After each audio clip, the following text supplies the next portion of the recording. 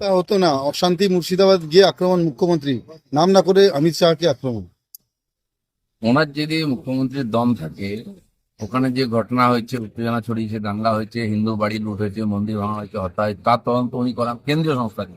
এবং বিএসএফ কি করেছে না করেছে, কতটা অনৈতিক কাজ করেছে, সেটাও কেন্দ্রীয় সংস্থা তদন্ত চান উনি। উনি চাইলেই হয়ে যাবে। উনি চাপা দেওয়ার জন্য গেছেন।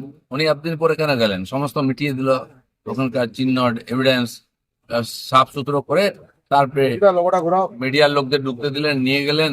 তো একদিন যাননি কেন? সেজন্য এই ধরনের মিথ্যা কথা উনি আগেও বলেছেন, আবার বলছেন। ওখানকার সাধারণ মানুষ জানে তাদের উপর দিয়ে কি হয়েছে।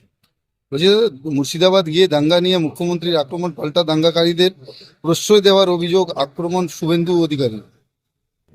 মুখ্যমন্ত্রী চিরদিন দাঙ্গাকারীদের পক্ষে আছেন এবং জিহাদিদের পক্ষে আছেন। সেটা আমরা তখনই বুঝে গেলাম যখন দাঙ্গার পরে ক্ষতিগ্রস্তদের পক্ষে না দাঁড়িয়ে, তাদেরকে সহযোগিতা না করে, দেখা না করে, যখন ইমামদের ডেকে উনি মিটিং করলেন। আমি তো বলেছিলাম, যদি আপনি মনে করছেন এই ইমামরা বা এরা দোষ করেনি, তাহলে সবাই কিন্তু একটা প্রস্তাব লিখিতভাবে একমত হন যে মুর্শিদাবাদে যে ঘটনা ঘটেছে এটা অন্যায়, অনৈতিক, এবং তার আপনি নিন্দা করছেন। কেন নিন্দা প্রস্তাবে সই করালেন না ইমামদেরকে? কারণ আপনি জানেন এরাই করেছে, তাদেরকে বাহবা দেওয়ার জন্য আপনি ডেকেছিলেন। বলছি দাদা, মুর্শিদাবাদে দাঙ্গা নিহত হরগোবিন্দ চন্দন দাস সিবিআই চেয়ে হাইকোর্টে মামলা করতে গেছিল।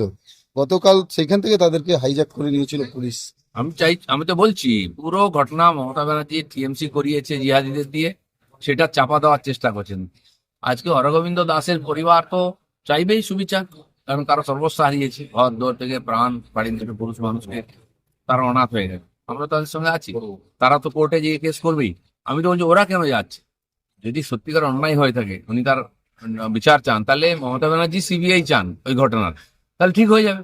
আজকে ওরা যদি কোর্টে যায়, তাকে আটকানো হয়, তাহলে পশ্চিমবাংলায় বিচার বলে কিছু আছে, আইন শৃঙ্খলা বলে কিছু আছে? মমতা ব্যানার্জি পুরোপুরি জিহাদিদের সঙ্গে আছে।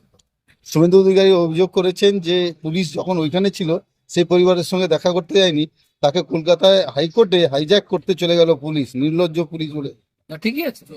মমতা ব্যানার্জি ওটাই চাইছেন, যে যেমন আরজি করে সত্য ঘটনা চাপা দিয়ে দিয়েছেন, ঠিক মুর্শিদাবাদে যে ঘটনা ঘটেছে সেটাকেও চাপা দেওয়ার চেষ্টা করছেন।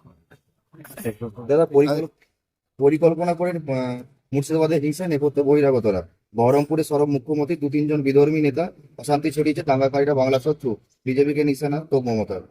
বিজেপিকে নিশানা করে লাভ নেই। বিজেপি কোথায় ছিল সেখানে? আমি তো ছিলাম সেখানে ফারাক্কাতে, রাত্রেবেলা এসেছি, সব দৃশ্য দেখে এসেছি আমি। তো উনি কেন তদন্ত করছেন না? উনি মনে করছেন না এটা কোনো বড় ঘটনা হয়েছে?